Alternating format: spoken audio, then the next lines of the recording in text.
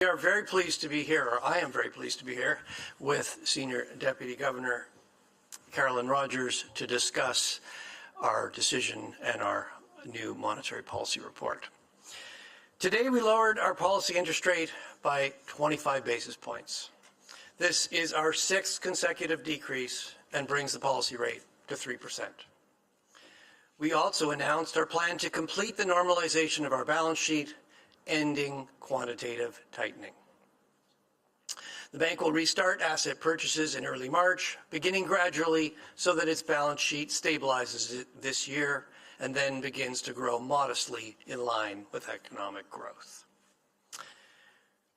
We have 3 main messages this morning. First, inflation has been close to the 2% target since last summer.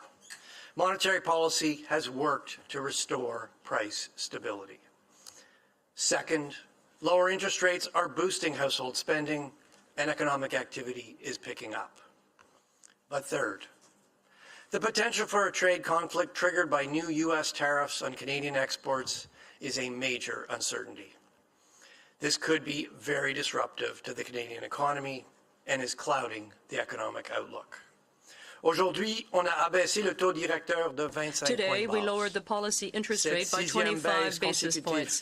This is our 6th consecutive decrease and brings our policy rate to 3%. We also announced our plan to complete the normalization of our balance sheet, ending quantitative tightening.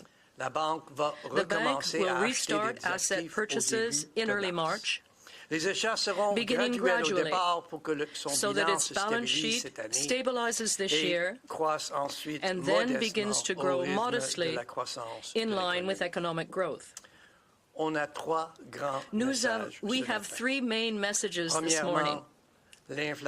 First, inflation has been close to the 2% target since last summer.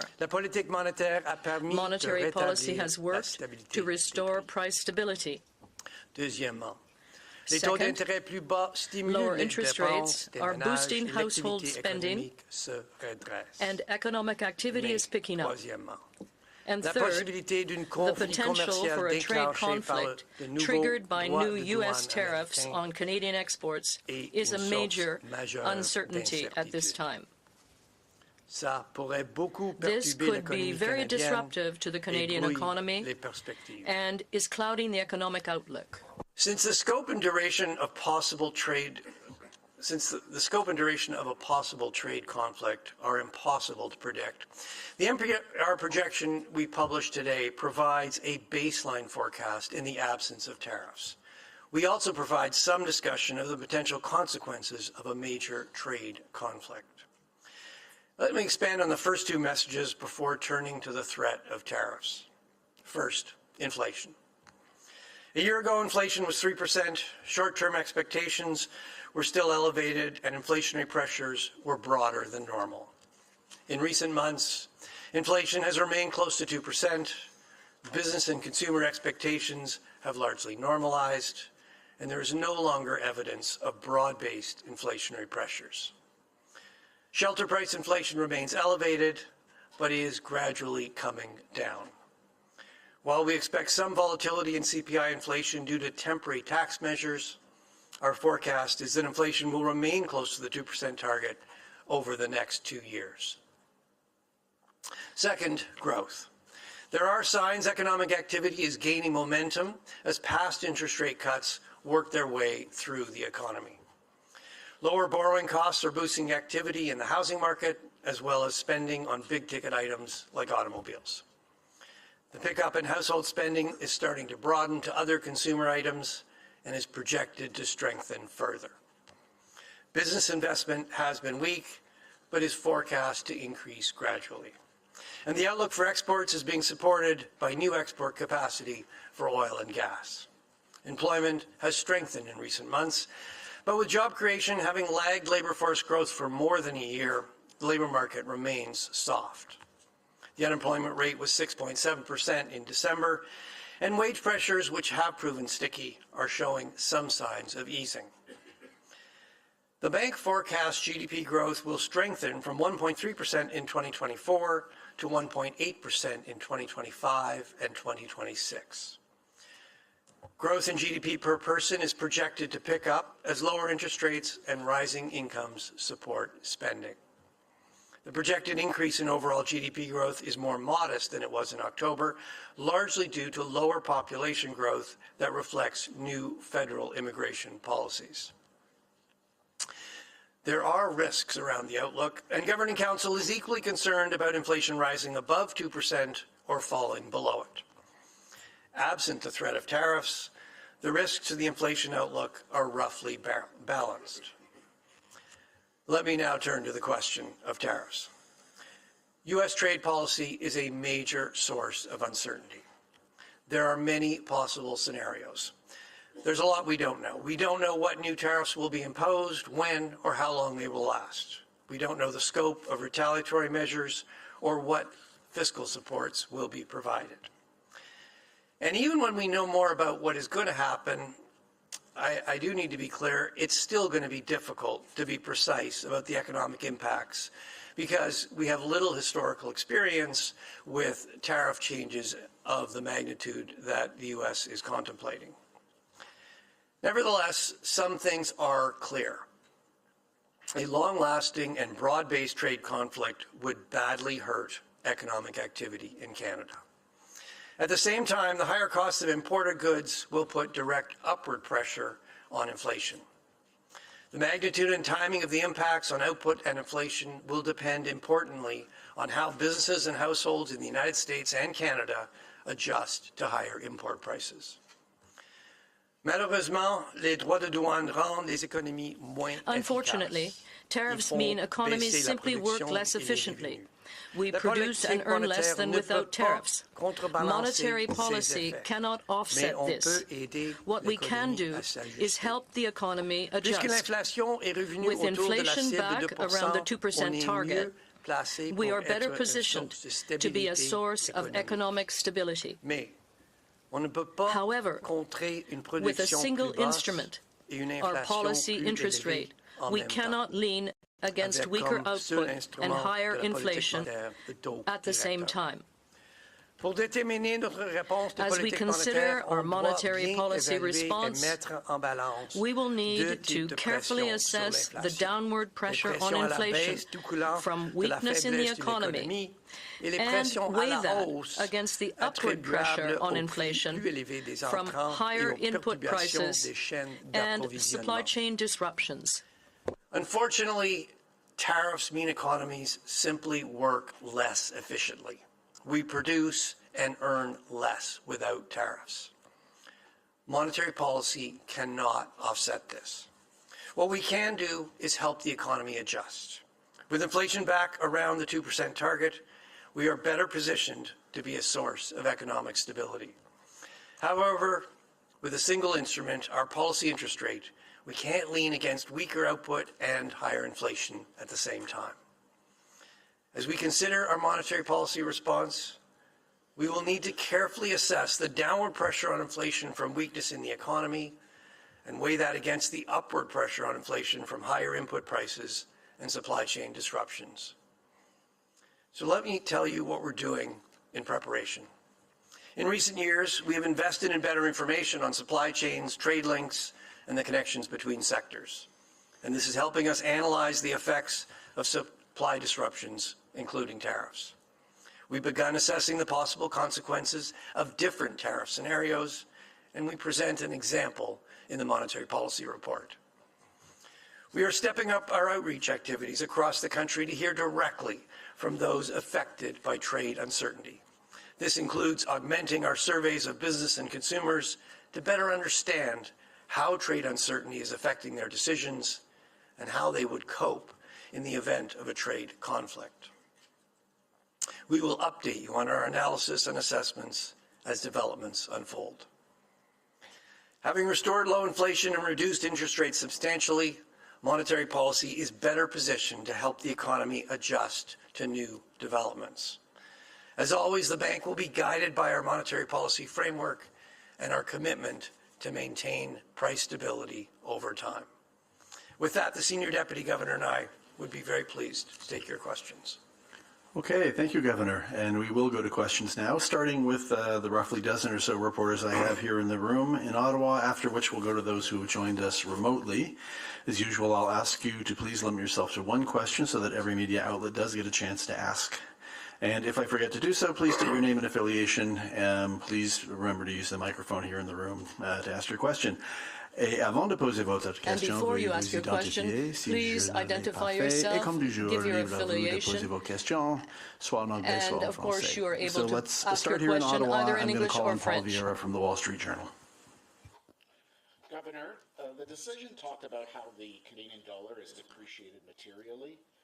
Does this indicate that the so-called limits of policy divergence have been reached and BOC officials are worried about its potential impact on inflation?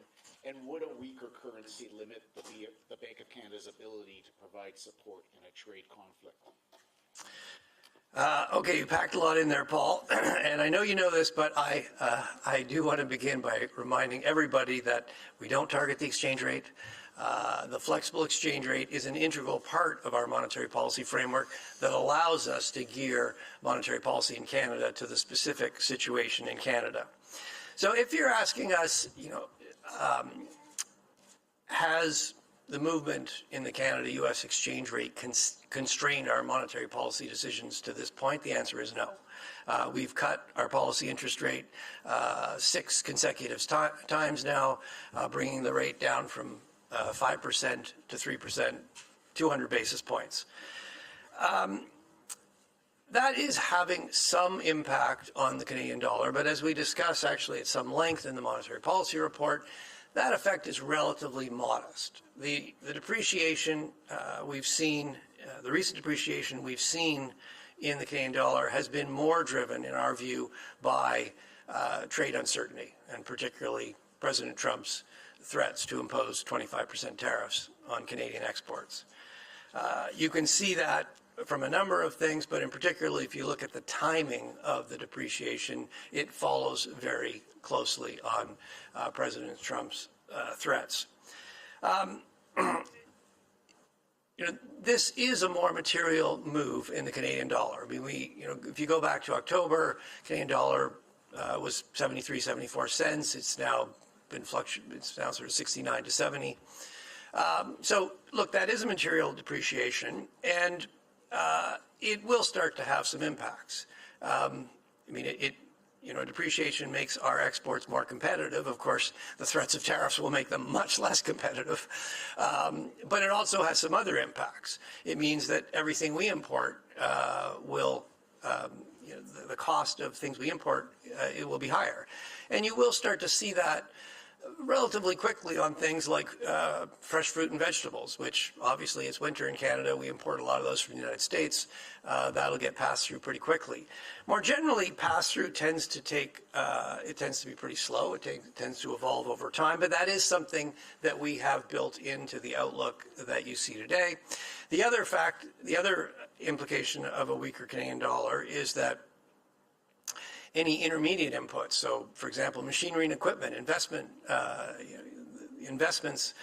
Canadian companies make, buy equipment from the United States, that becomes more expensive. That will hurt our investment. So those things, we've assumed a 70-cent dollar in the projection that we published today, and the depreciation we've seen so far is built into that.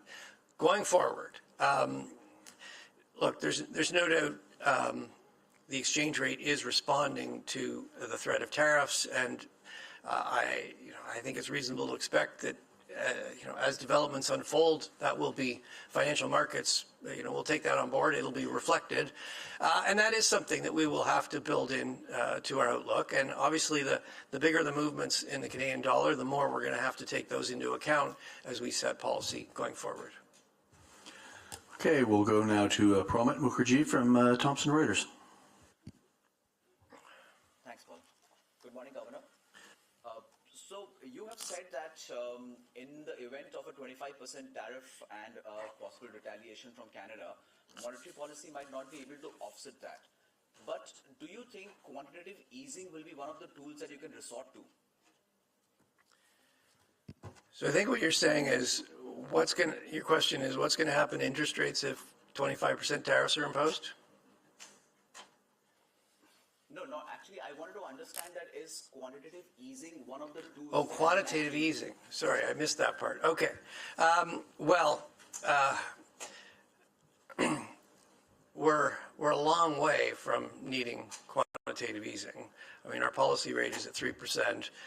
We recently published a review of our use of our extraordinary tools during COVID, and what we concluded was that the bar for using quantitative easing in Canada has always been very high. In fact, we've only used it once when we had a once in a 100-year pandemic. And the bar for using quantitative easing should remain very high going forward. We're a long way from that, and we have plenty of room with our policy rate. Okay, next I'm going to go to Kevin Carmichael of The Logic. I'm being told that the mics here in the room aren't picking up very well on the webcast, so please do your best to focus into the microphone when you're asking your questions. Kevin. Good morning. To what extent are the threat of tariffs baked into what you've done today, the policy decision and the forecast? I know you've laid out in excellent detail about how difficult it is to anticipate what might be coming, but did you try to factor in the tariff threat in any sort of way in what you've done today? Well, I'll answer that in two parts. With respect to the forecast that we published in the Monetary Policy Report, I think we're very clear. It assumes that there are no new tariffs. It does include a modest effect of the uncertainty being created by the threat of tariffs, particularly on investment. But effectively in the projection, we're assuming that the threat of tariffs, it's a rather nice scenario. The threat of tariffs sort of dissipates, that uncertainty goes away, and we don't have to deal with it. We go on in the second part, of course, at looking at a scenario where there are broad-based and actually permanent new tariffs to give some idea of what the impact would be. But that is not a forecast. Coming to the decision itself, obviously the forecast is an important input in the decision, but obviously the risks around it also factor into the decision. We've got to look at the whole landscape. So, I mean, if you start with the facts on the ground, what's going on in the economy, what you see is that inflation has remained pretty close to 2% since last summer. And if you look at all our indicators of inflation, underlying inflation looks like it's running around 2%. We're not seeing broad-based inflationary pressures. Secondly, the economy is still in excess supply. Labor market soft, unemployment rate 6.7%. That softness in the economy, that slack in the economy, that is putting downward pressure on inflation. We want to see growth pick up, take up that slack to keep inflation close to 2%. And we are starting to see that. Growth is picking up, and we want to see that pick up sustained to absorb that slack. So, I think those things suggested that, a further cut made some sense. Then you look out the window, and the threat of tariffs is there, and there's no doubt, that weighed on our decision. The more we can get the economy on a solid footing before it faces new tariffs, the better. And from that risk management perspective, I think that reinforced the decision to cut the policy rate by 25 basis points.